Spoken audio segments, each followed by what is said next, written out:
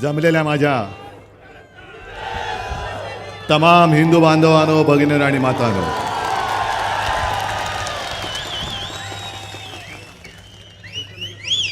या अभूतपूर्व अशा दृश्याचं वर्णन काय करायचं.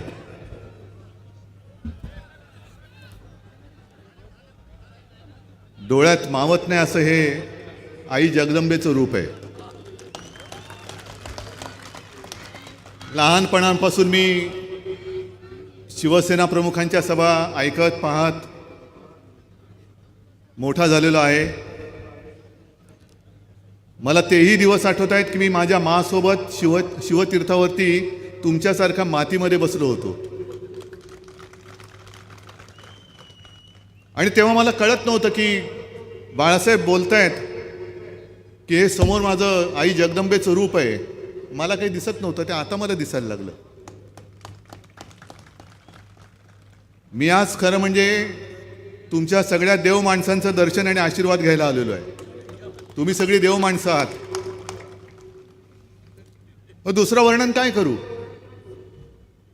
कारण ज्यांना आजपर्यंत जे जे शक्य होईल ते दिलं, तुम्ही सगळ्यांनी मोठं केलं,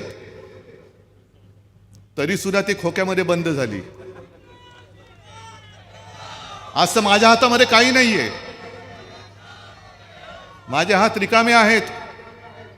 मी तुम्हाला काही देऊ शकत नाही, तरी सुद्धा तुम्ही माझ्यासोबत आलेला आहात. ह्याच्यासाठी पूर्वजांची पुण्याई असावी लागते. आणि आज मी तुमच्याकडे मागायला आलेलो आहे. तुमचे आशीर्वाद मला पाहिजेत, तुमची साथ सोबत मला पाहिजे. आणि जे भुरटे आहेत, चोर आहेत, गद्दार आहेत, तोतये आहेत,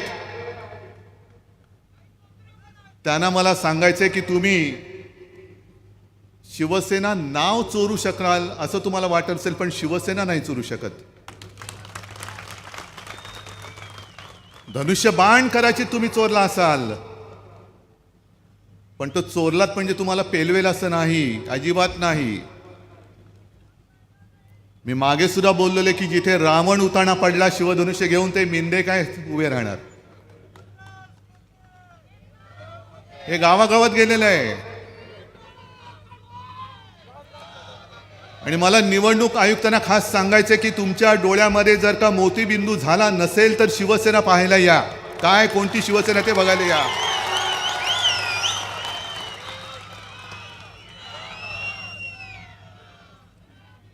हा चुना लगाव आयोग आहे. सत्तेचे गुलाम आहेत. वरनं जे काही हुकूम येतात त्याप्रमाणे वागणारे हे त्यांचे गुलाम आहेत. हे निवडणूक आयुक्त म्हणून राहायच्या लायकीचे नाही, ते मी उघडपणाने बोलतोय. याचं कारण असं की ज्या त्यांनी एका तत्वावरती शिवसेना त्यांची असं सांगितलेलं आहे, ते तत्वच मुळामध्ये झूट आहे. शिवसेनेची स्थापना निवडणूक आयुक्तांच्या वडिलांनी नाही केलेली, माझ्या वडिलांनी केलेली आहे. निवडणूक आयुक्तांचे वडील कदाचित वरती बसले असतील तिकडे, पण ते तुमचे वडील असतील, माझे वडील नाहीत.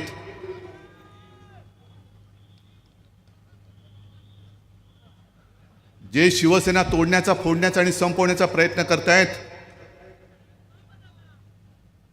त्यांना मला सांगायचे की तुम्ही नेमकं काय करताय तुमच्या लक्षात येत नाहीये. तुम्ही शिवसेना नाही फोडण्याचा प्रयत्न करत, तुम्ही मराठी माणसाच्या एकजुटीवरती घाव घालताय. तुम्ही हिंदूंच्या एकजुटीवरती घाव घालतात. जे हिंदुत्व उभं करण्यासाठी शिवसेना प्रमुखांनी अख्खं आयुष्य वेचलं, ते हिंदुत्व आज उभं राहिल्यानंतर त्याला धुमारे फुटत असताना ज्यांनी तुम्हाला साथ सोबत दिली, अरे कोण तुम्हाला विचारत होतं? गल्लीतलं कुत्र विचारत नव्हतं भाजपला. आणि तेव्हा जर का शिवसेना प्रमुख यांच्या मागे राहिले नसते उभे, तर आज हे कुठे दिसले असते तुम्हाला? पण एवढ्या निष्ठुरपणाने वागतायत, निर्घुणपणाने वागतायत की ज्यांनी सोबत दिली त्यांना पहिलं संपवा. बघा प्रयत्न करून, बघा प्रयत्न करून. आज संजय कदम आणि त्यांच्याबरोबर हजारो लाखो कार्यकर्ते शिवसेनेत आलेले आहेत. होय, मी शिवसेनाच म्हणणार. कारण निवडणूक आयोगाचा फैसला आम्हाला मान्य नाही, अजिबात नाही. निवडणूक आयोग चिन्ह आणि नाव कदाचित देऊ शकत असेल, पण पक्ष देऊ शकत नाही. आम्ही देऊ देणार नाही. आम्ही सर्वोच्च न्यायालयात गेलेलो आहोत. पण आज संजय कदम शिवसेनेत आलेत, सोबत बरेच जण आलेले आहेत. तुमच्यासारखे खंदे शिवसैनिक तर सोबत आहेतच.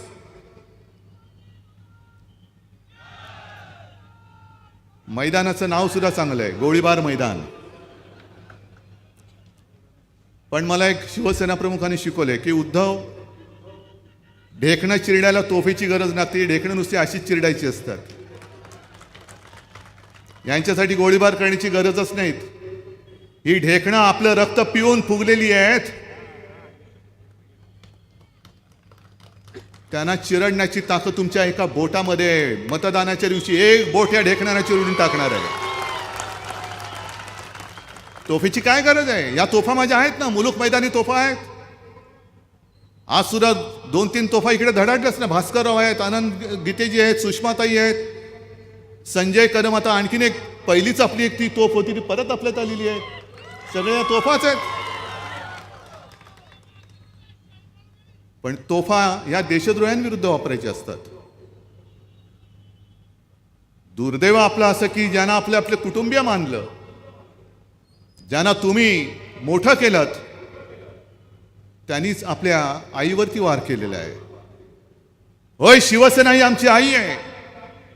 जर शिवसेना ही 4 अक्षरं नसती तर तुम्ही आम्ही कोण होतो? आणि आज जे टिमक्या माजवत आहेत की आम्ही बाळासाहेबांचे विचार घेऊन पुढे चाललेलो आहोत, त्यांना मला सांगायचे की तुमचा जन्म कदाचित झाला असेल, तुम्ही कदाचित, मला असं सांगितलं कोणीतरी की केशवरावांकडे ड्रायव्हर होते. मला माहित नाही, असं सांगितलं कोणी. त्यावेळेला इकडे किशोर कानडे होते. त्यावेळेला किशोर कानडे होते. मुंबईच्या नंतर पहिला भगवा इकडे फडकवला होता. दत्ताजी साळवी, दत्ताजी नलावडे, वामनराव महाडिक, सुभाष देसाई इकडे बसलेलेच आहेत. सगळे कोकणी आमचे जीवाला जीव देणारी सहकारी इकडे बसलेलेच आहेत. आणि जर तुम्हाला असा तुमचा एक गर्व असेल की आम्ही म्हणजे शिवसेना, आम्ही शिवसेना बांधली, तर घ्या, स्वीकारा आव्हान. शिवसेना नाव बाजूला ठेवा, तुमच्या आईवडिलांचं नाव लावा जर त्यांना लाज वाटत नसेल तर, आणि पक्ष बांधून दाखवा. नाही, दोघांनाही. जर तुम्हाला तुमच्या आईवडिलांचं नाव लावायला लाज वाटत नसेल तर, आणि तुमच्या आईवडिलांनी तुमचं नाव त्यांचं नाव वापरायला तुमची लाज वाटत नसेल तर लावा.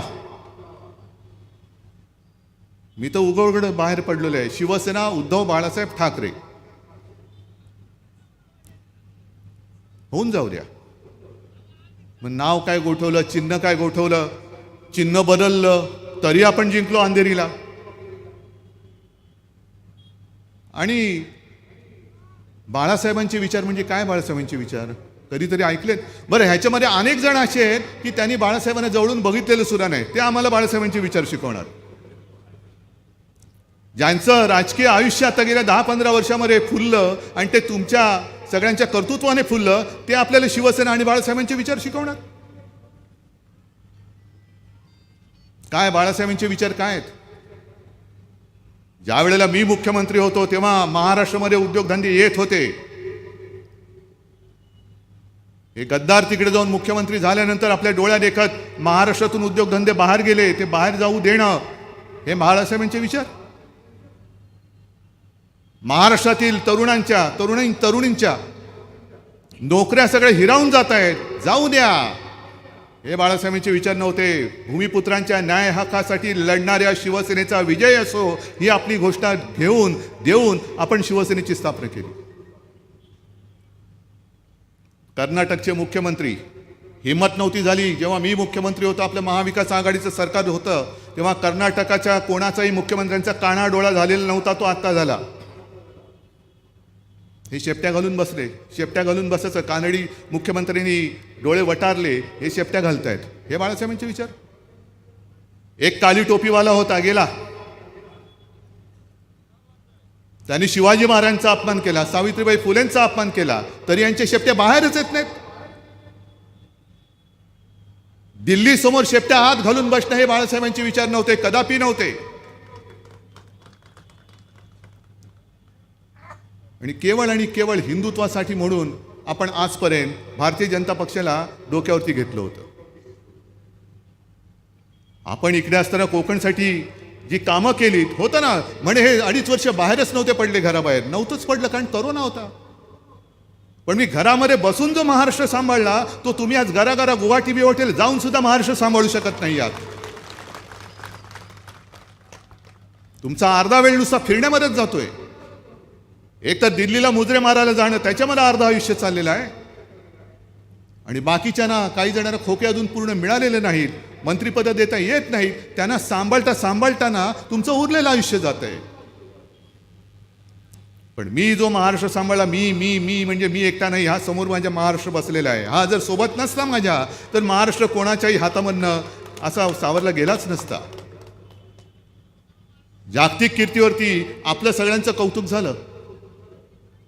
देशाच्या पंतप्रधानांचं नाही झालं, पण महाराष्ट्राच्या मुख्यमंत्र्यांचं म्हणजे महाराष्ट्राच्या जनतेचं कौतुक झालं. आपल्या काळामध्ये कधीही कोणत्याही मृतदेहाची विटंबना झाली नव्हती जशी योगीच्या काळात तिकडे झाली. ते का नाही बोलत तुम्ही? पण आज जो काय एक भ्रम सगळीकडे पसरवला जातोय, तुम्हाला सावध करायला मी आलेलो आहे. त्या काळामध्ये महाराष्ट्राचं नाव तिकडे जगाच्या पातळीवरती घेतलं जात होतं. त्याही परिस्थितीमध्ये उद्योगधंदे आपल्याकडे येत होते. सुभाष देसाई उद्योग मंत्री होते,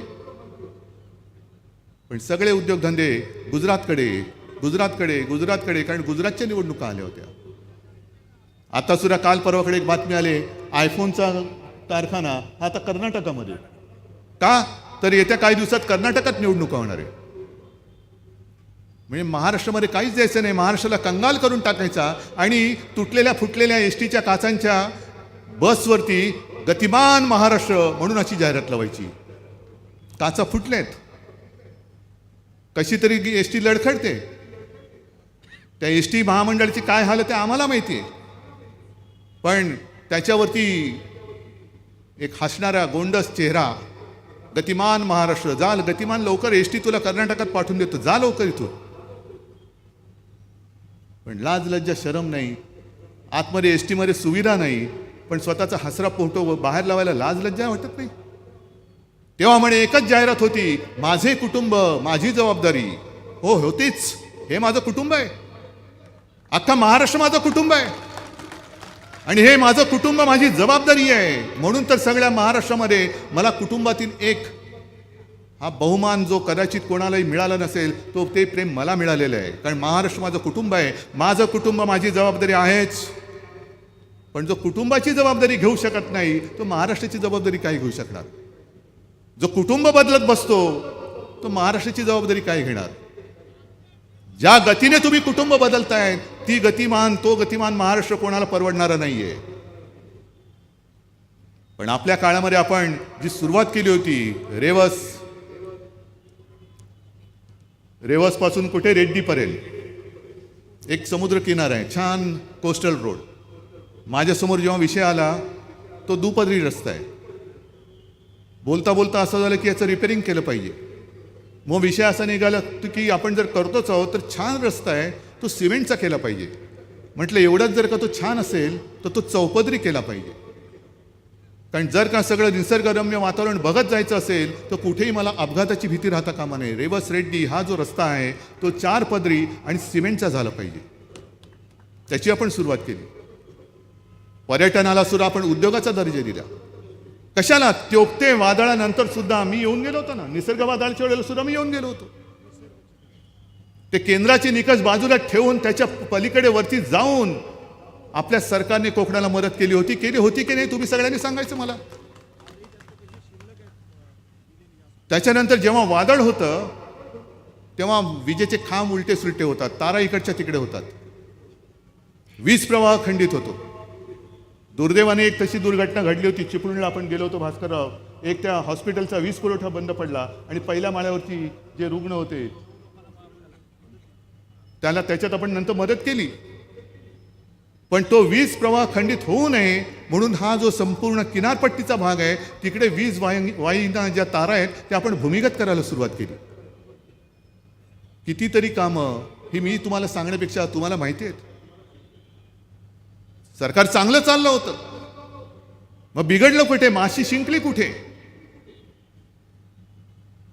माशी एकाच ठिकाणी शिंकली की आज जसं राजन साळवी पुढे बसलं, राजन वैभव बाजूला बसलेला आहे, बरोबर आहे, बाकीचे सगळे आपले आमदार आहेत, नितीन देशमुख आहे, नितीन देशमुखने तर भर सभेत सांगितलं की काय काय त्यांचा तिकडे छळ झाला, जास्त आरडाओरडा केली होती, कसं झोपेचं इंजेक्शन दिलं. नितीन देशमुख आहे, वैभव आहे, राजन आहे, अनिल परब तर आहेतच आहेत की येतोय कधी तो एक तोत्रा थर्मोकोलचा हातोडा घेऊन, अरे खरं हातोडा पेलवेल का तुला? स्वतःच्या डोक्यात पडायची वेळ आली आता. पण छळायचं छळायचं छळायचं. राजन साळवीच्या घरी धाड, मोजपान माप घेत आहेत, किती फूट बाय किती फूट. आता परत 13 का 15 तारखेला कुटुंबियानं बोलवलंय. काय राजन साळवी काय गुन्हेगार आहे? देशद्रोही आहे? जे काल परवाकडे मिंदे बोलले की बरं झालं आमचं देशद्रोह्यांबरोबरचं चहापान टळलं, मग घातला दोडगूस सगळ्यांनी. मग म्हणाले नाही नाही नाही नाही नाही नाही तसं नाही, मी तुम्हाला उद्देशून देशद्रोही, अरे बोलू कैसा शक्य येईल? बोलला सर जीभ हसून टाकू, कारण आम्ही देशद्रोही नाहीच आहोत, देशप्रेमी आहोत. आणि मुख्यमंत्री म्हणून मी बोलत नाही, मी मिंदेना बोलतोय. पण देशद्रोह्यांबरोबरचं आमचं चहापान टळलं. मग राजन वैभव हे काय देशद्रोही आहेत? अनिल परब काय देशद्रोही आहे? 92-93 साली जेव्हा तिकडे सगळं पेटलं होतं, त्यावेळेला सगळ्यांना वाचवणारा अनिल परब सारखे अनेक शिवसैनिक तिकडे आहेत, त्यावेळेला मुंबई वाचवणारी सैनिक हे आज तुम्हाला देशद्रोही वाटतात? आणि म्हणून जे काल आपण सगळ्यांनी मिळून एक पत्र दिलेलं आहे, केजरीवाल आले होते माझ्या घरी आणि त्यांनी सांगितले की उद्धवजी ये अभी बहुत हो गया, आता आपल्याला सगळ्यांनी एकत्र मिळून लढा उभारावाच लागेल.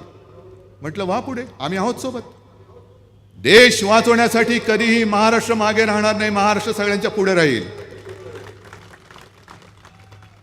आणि म्हणून एक पत्र लिहिले माननीय पंतप्रधानांना. केराच्या टोपलीत टाकलंही असेल, पण केराच्या टोपलीत टाकण्याच्या आधी किमान एक गोष्ट त्यांना कळली पाहिजे की तुम्ही जरी वाचलं नसलात तरी लोकांनी ते वाचलेलं आहे आणि लोकांच्या मनातला प्रश्न आम्ही त्या पत्रात विचारलेला आहे. काय प्रश्न आहे? हे जे काय तुम्ही आमच्या मागे लावलेला ससेमिरा, ईडी, सीबीआय, जसं निवडणूक आयोगाबद्दल सर्वोच्च न्यायालयाने निकाल दिलेला आहे ना, तसं आता या पोपटानं सुद्धा त्या पिंजऱ्यामध्ये टाकण्याची वेळ आलेली आहे. की तुम्ही आमच्या मागे सगळ्यांच्या मागे हे लावतायत, पण ज्यांच्यावरती तुम्ही आरोप केले होते त्यांची सगळ्यांची नावं दिलेली आहेत. दमदाट्या करायच्या, भीती दाखवायची, आणि पक्षात घेतलं का स्वच्छ झालं. म्हणजे मग ती एकदम स्वच्छ दाढी, पामोलीव का जवाब नाही आहेत ना. बरं यांची पापं काय कमी आहेत? पण विरोधी पक्षात असलं तर हा पापी आहे, हा गुन्हेगार आहे, हा भ्रष्टाचारी आहे. मग अशी एक सगळ्या भ्रष्टाचारांची यादी. आज सगळ्यात जास्त भ्रष्टाचारी कुठे असेल तर ते भारतीय जनता पक्षात आहेत, कारण तुम्हीच सगळ्यांवरती आरोप करून तुमच्या पक्षात त्यानं घेतलेले आहे. पूर्वी एक जमाना असा होता की खरोखर एक हिंदुत्वाचं पवित्र वातावरण होतं आणि त्यावेळेला भाजपच्या व्यासपीठावरती साधू संत दिसत होते. आता संधी साधू दिसायला लागलेले आहेत, संधी साधू दिसायला लागलेले आहेत. म्हणजे मी काल का परवा रात्री ते संपत सरल म्हणून एक कवी आहेत, बघा मुद्दा म्हणून यूट्यूबवरती आहेत, छान कविता करतात आणि बऱ्याचदा ते सत्ताधाऱ्यांच्या विरोधात करतात. तर त्यांनी सांगितलं की अनेक जण असं म्हणतात की तू मोदींच्या विरुद्ध आहेस, तर तसं नाही आहे म्हणे. मी त्याच्या आधी सुद्धा जे बसले होते त्यांचं जे चुकत होतं त्यांच्या विरुद्ध बोलत होतो. मग म्हणे माझा एक मित्र आहे इन्कम टॅक्सचा ऑफिसर, त्यांनी सांगितलं बघ तुझी खोटी काहीतरी केस करतील आणि तुझ्या घरावरती धाडी टाकतील म्हणे. त्याला धाड टाकली तर मिळणार काय? माझ्याकडे साहित्यिकांची पुस्तकं मिळतील आणि त्यातूनच जर का प्रकरण वाढलं तर काळजी करू नको, मी भाजपातच जाईन. म्हणजे प्रश्नच मिटला.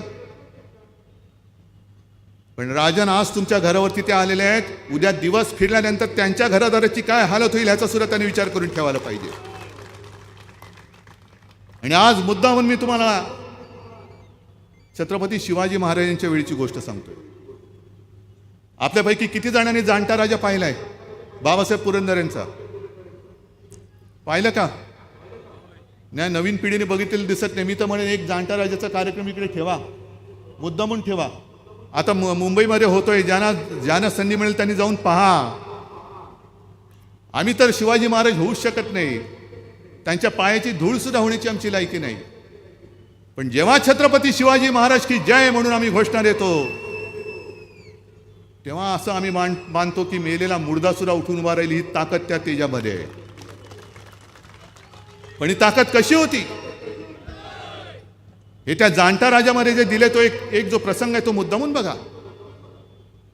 अफजल खानाची स्वारी आली, मग पुढे काय काय घडलं हे काय मला सांगत नाही बसायचं, हे तुम्हाला सगळ्यांना माहिती आहे. पण त्याच्यात एक जो प्रसंग दाखवलेला आहे तो फार बोलका आहे, आणि तेच आज घडतंय की नाही तुम्ही बघा.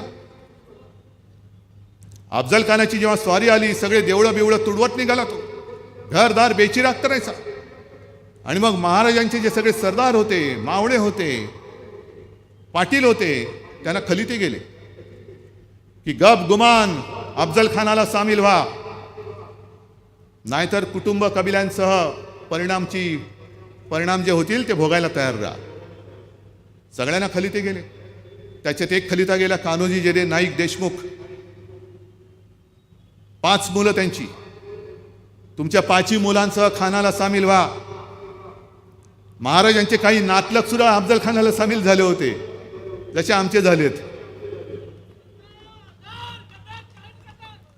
कान्होजी जेदे नाईकांच्या हातात तो खलिता पडल्यानंतर कान्होजी जेदे नाईकांनी काय केलं? अफजल खानाकडे नाही गेले, 5 मुलांना घेतला आणि थेट गडावरती महाराजांकडे गेले. महाराज, हा खलिता आलाय बघा अफजल खानाचा. काय लिहिलंय खलित्यात? त्यांनी सांगितलं असं असं लिहिलेलं आहे, सामील नाही झाला तर कापला जाशील. तेवढ्यात बातमी आली, खंडोजी खोपडा गेला तिकडे.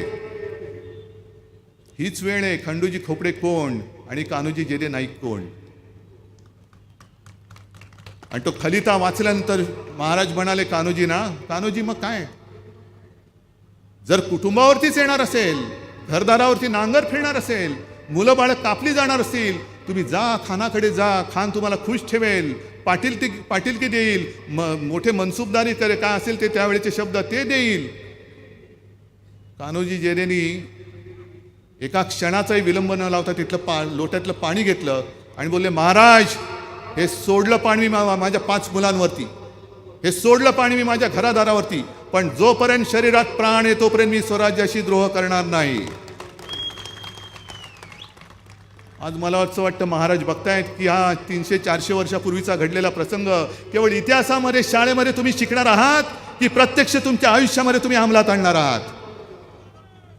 आज खंडोजी खोपड्याची पिल्लावळ किती महाराष्ट्रामध्ये माजले आणि कान्होजी जेदे नाईकांचे किती वारसदार या महाराष्ट्रामध्ये निपजलेत हे महाराज बघतायत.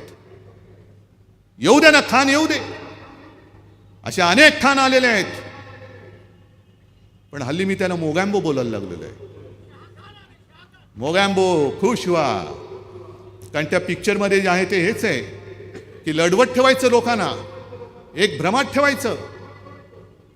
तुम्ही लढत राहिलात की आम्ही खात राहतो, आणि मग जरा इकडे तिकडे काय झालं की पुन्हा तुमच्यातलाच एक कोणतरी उचलायचा. काय राजांची आणि वैभवची काय संपत्ती आहे जे आज तिकडे संपूर्ण जागतिक स्तरावरती जो एक घोटाळा फुटलेला आहे त्याच्या किती तुलनेत किती यांची संपत्ती आहे, त्याची का नाही चौकशी करत? ह्यांच्या मागे लागण्याच्या आधी ह्यांच्या मागे लागताय तुम्ही. आणि दुःख एवढ्या गोष्टीचं वाटतं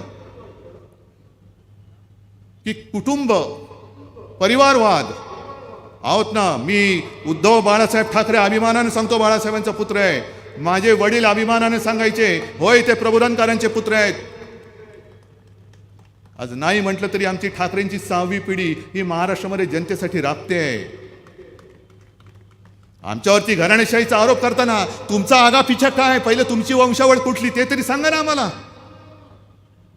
का तुमची मुलं बाळ जी आहेत ती कुठल्या तरी कमिटीचे अध्यक्ष विध्यक्ष बनवून हे मोकळे करायचे आणि कुटुंब तुम्ही उद्ध्वस्त करायची, घराणी संपवून टाकायची. ज्या एक 8-15 दिवसापूर्वी निवडणुका झाल्या कसब्यामध्ये तर साफ झाले. चिंचवडमध्ये जरा इकडे तिकडे ती बंडखोरी नसती, गद्दारी नसती झाली तर तिकडे सुद्धा यांचा सुपडा साफ केला असता. अंधेरीत तर लढायची हिंमत नव्हती. पण विशेष म्हणजे ज्या इतर राज्यांमध्ये निवडणुका झाल्या, मेघालयमध्ये झाल्या, हे अमित शहा तिकडे गेले होते आणि कोनराड संगमा म्हणजे तिथले मुख्यमंत्री त्यांच्यावरती भयानक आरोप करून आले. हेच 2 कुटुंबांच्या हातामध्येच राज्य आहे. या संगमाने गरिबांचा पैसा खाल्लेला आहे. मेघालय आपल्या देशातलं सगळ्यात भ्रष्ट राज्य आहे, सरकार आहे. मेघालयची प्रगती ही कुर्मगतीने चालू आहे. तरी सुद्धा त्या संगमान यांच्या तंगड्या अशा उताण्या यांना केलं की मोदींनी ट्विट केलं की आपण दोघं मिळून सरकार स्थापन करू. आणि पूर्वीचे मित्र संगमा म्हणजे यांचे वडील त्यांना आता आनंद झाला असेल. लाज नाही वाटत? निवडणुकीमध्ये तुम्ही ज्यांच्यावरती भ्रष्टाचाराचे आरोप करता आहात, घराणेशाहीचे आरोप करता आहात, तरी सुद्धा लोकांनी उतावळं केल्यानंतर पुन्हा त्या भ्रष्ट माणसांच्या मागे त्यांच्या बरोबरीने मांडीला मांडी लावून सत्तेसाठी तिकडे गोंडा घोलताय. मग पुण्यामध्ये येऊन अमित शहाजी तुम्ही बोलला होता की उद्धव ठाकरेंनी मुख्यमंत्री पदासाठी काँग्रेस राष्ट्रवादीचे तळवे चाटले. तुम्ही संगमाचं काय चाटताय आणि का चाटताय? शेवटी तो भ्रष्टाचारी तुमच्या बरोबर आला म्हणजे तो स्वच्छ झाला आणि पलीकडे गेला म्हणजे भ्रष्ट झाला. असं नाही होऊ शकत. पण संपूर्ण देश नासवण्याचं काम हे करतायत. आज सुद्धा शिवसेना जी मराठी माणसाचा, महाराष्ट्राचा आवाज, ती संपवण्याचा तुम्ही प्रयत्न करता आहात. मग त्यांना हे भगवं तेच संपवून टाकायचंय. तुम्हाला मी विचारतो, शिवसेना प्रमुख हा शब्द तर किती कोणी जन्म घेतले तरी त्याच्या बरोबरीने तो जाऊच शकत नाही. एकमेव शिवसेना प्रमुख आणि हिंदू हृदय सम्राट एकच. पण तुम्हाला शिवसेनेचा पक्ष प्रमुख मिंदे चालेल का? तुम्ही सांगा. मी हवा की नकोय तुम्ही सांगायचं. निवडणूक आयोगाने चोंबडेपणा करायचा नाही. मी नाही सहन करून घेणार. शिवसेना आमची आहे. तुमची परवानगी घेऊन शिवसेनेची स्थापना झालेली नाहीये. आणि न्याय हक्कासाठी लढण्यासाठीच तर शिवसेनेचा जन्म झालेला आहे. तुमच्यासारखे किती येतील आणि किती जातील, पण शिवसेना टिकून राहणार आहे. पण शिवसेना नाव आणि चिन्ह त्यांच्याकडे द्यायचं. ठीक आहे, आजपासून मुंबईत काहीतरी आशीर्वाद यात्रा काढतायत. चोरांना तुम्ही आशीर्वाद देणार? अरे ज्या दिवशी यांना धनुष्यबाण दिलं त्याच दिवशी मी प्रेस कॉन्फरन्स घेतली होती आणि मिंदेंच्या हातात धनुष्यबाण, पण चेहरा असा होता की गळ्यामध्ये की हा चोरीचा किती, याच्यावरती कलम एवढी एवढी एवढी टाकलेले आहेत. असा गुन्हेगारासारखा चोराचा चेहरा असतो तसा चोराचा चेहरा होता मिंदेचा. तुमच्या हातात धनुष्यबाण घेण्याचा तुम्ही प्रयत्न करा, पण कपाळावरती तुम्ही गद्दार आणि मेरा खानदान पुरा चोर आहे हे स्वतःच्या हाताने कोरले, ते मात्र या जन्मात ते पुसलं जाणार नाहीये. अजिबात पुसलं जाणार नाही. आणि काय पाप केलंय आपण? काय असं मोठं पाप केलं होतं? कोविडमध्ये चांगलं काम केलं हे पाप? कोकणाच्या विकासासाठी भरघोस जे काय मदत केली म्हणा, मदत हा शब्द मी वापरणार नाही, कारण मदत करण्या एवढं मी कोणी मोठा नव्हतो. माझं कर्तव्य आहे. कारण कोकण हा शिवसेनेचा जीव की प्राण आहे. आणि मला आता भास्कररावांनी सांगले हेच ते मैदान. 1999 साली शिवसेनेची सत्ता गेली, पण तुम्ही सगळ्या कोकणी बांधवांनी, भगिनींनी आणि मातांनी शिवसेनेला 100% यश दिलं. म्हणून इथे येऊन शिवसेना प्रमुख तुमच्यासमोर नतमस्तक झाले होते. तेच हे मैदान आहे. आणि याच मैदानात मी तुमचा आशीर्वाद घेऊन लढाईला उभा राहिलेलो आहे. तेच आशीर्वाद मला पाहिजेत. काल कपिल सिब्बल यांनी एक चांगला विषय हाताळलेला आहे. मला फोन आला होता आणि शिवसेनेने त्यांना तत्काळ पाठिंबा दिलेला आहे. कपिल सिब्बल सुद्धा बेचैन आहेत. आपली केस ते लढतायत आणि त्यांचं जे काय आर्ग्युमेंट चाललं होतं त्याच्यात ते शेवटी बोललेत फार महत्वाचे आहेत. ते म्हणाले मी इकडे उभा आहे, मी जिंकेन किंवा हरेन, पण मी इकडे उभा आहे ते देशाचं स्वातंत्र्य, देशाची घटना जपण्यासाठी, त्याचं रक्षण करण्यासाठी मी उभा आहे. आज देशाचं स्वातंत्र्य हे धोक्यात आलेलं आहे. देशाचं स्वातंत्र्य, ज्यांचा स्वातंत्र्य लढ्याशी काडी मात्र संबंध नाही, असे दुर्दैवाने गादीवरती बसलेत म्हणून धोक्यात आलेले आहे. यांनी स्वातंत्र्य मिळून नाही दिलेलं आणि हे स्वातंत्र्याचं रक्षण नाही करत आहेत.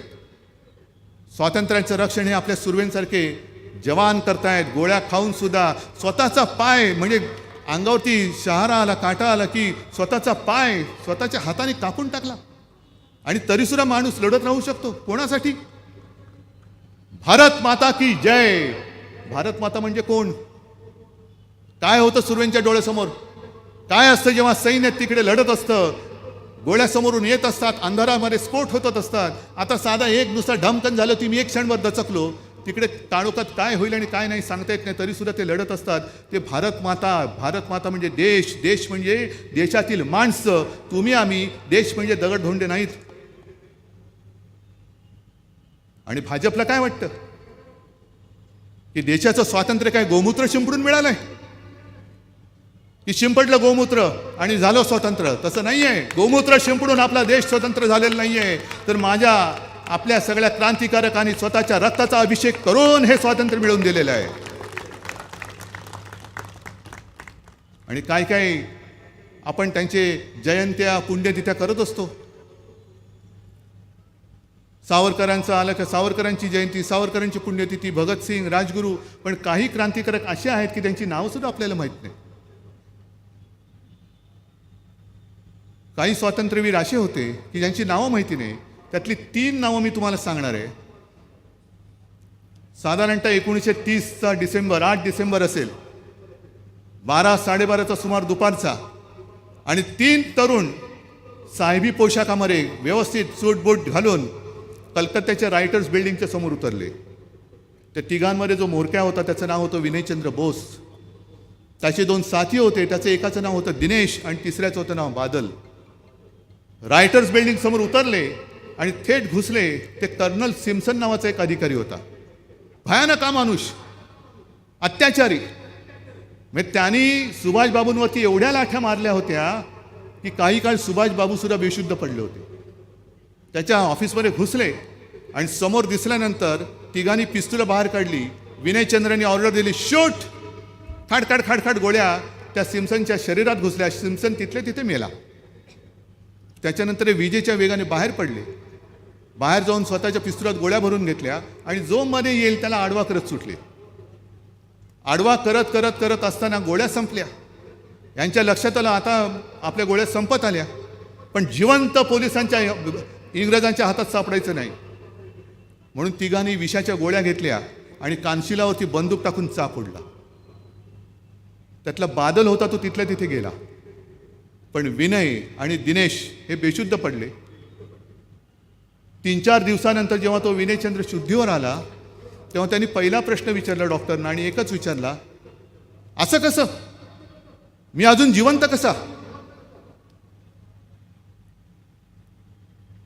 एवढं करून सुद्धा मी जिवंत कसा राहिलो? आणि मेडिकलचा तो स्टुडंट होता, त्यांनी औषधोपचाराला नकार दिला.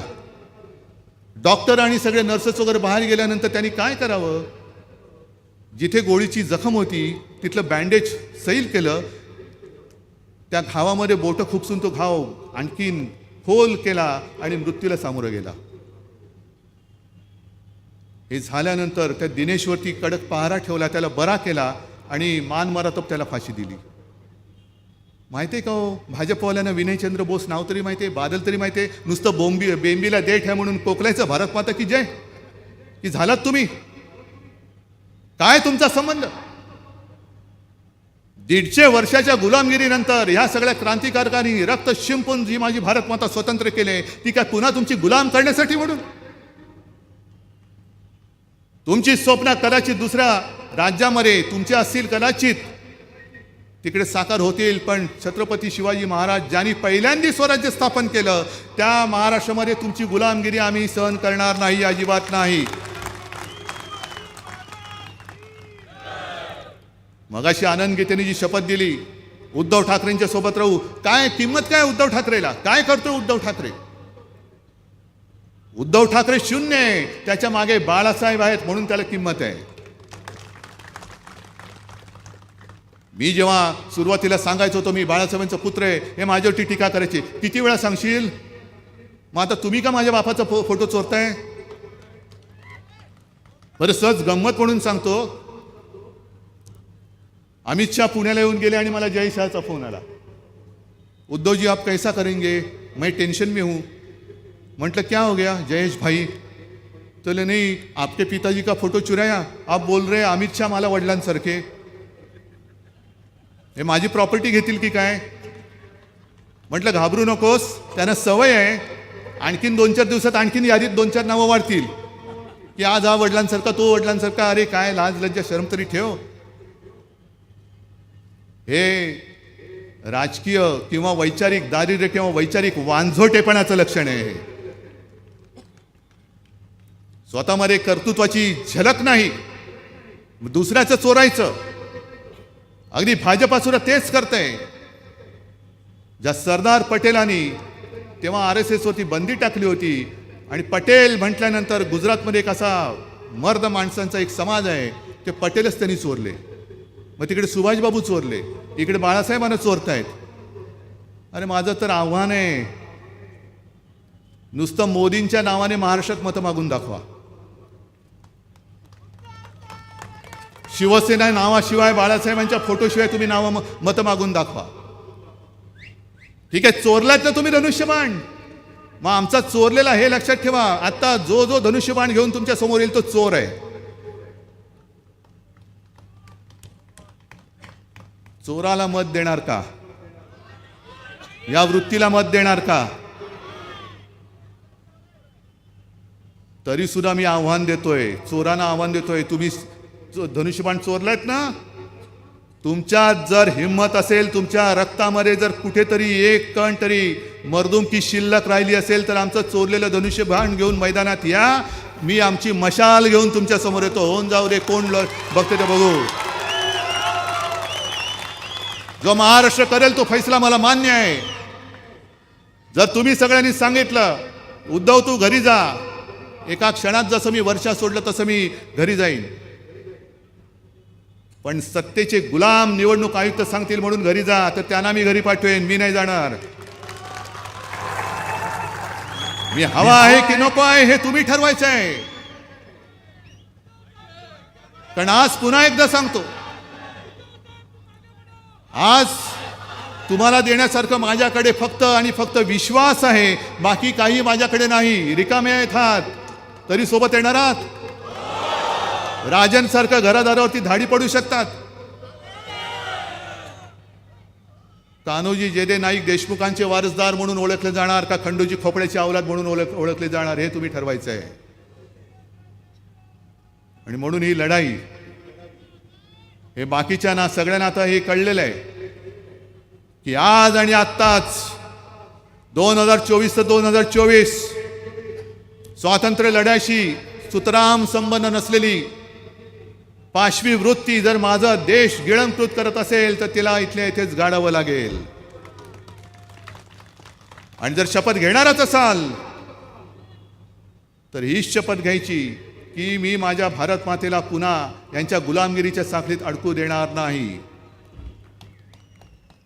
कारण तसं जर का आपण केलं नाही तर 2024 ही आपल्या देशातली कदाचित लोकसभेची किंवा कोणतीही शेवटची निवडणूक ठरेल. नंतर तुम्हाला मतदानाचा अधिकार राहणार नाही. अशी काही हुकुमशाही सुरू होईल की तुम्हाला डोकं वर काढून बघता येणार नाही. म्हणून करायचं असेल तर आत्ताच. उद्या आहे, शिमगा आहे. मला माहिती आहे माझ्या सभेनंतर काही बोंबलणार आहेत. काहींचा जन्मच शिमग्यासाठी झालाय, काहींचा जन्मच शिमग्यात झालाय. धुळवड तर चालूच आहे, पण धुळवडीनंतर रंगपंचमी आहे. धुळवड होऊ द्या, पण धुळवडीनंतर संपूर्ण महाराष्ट्रभरच नव्हे तर संपूर्ण हिंदुस्थानामध्ये छत्रपती शिवाजी महाराजांचा फक्त भगवा भगवा आणि भगवाच तिकडे फडकू द्या. जय हिंद, जय महाराष्ट्र.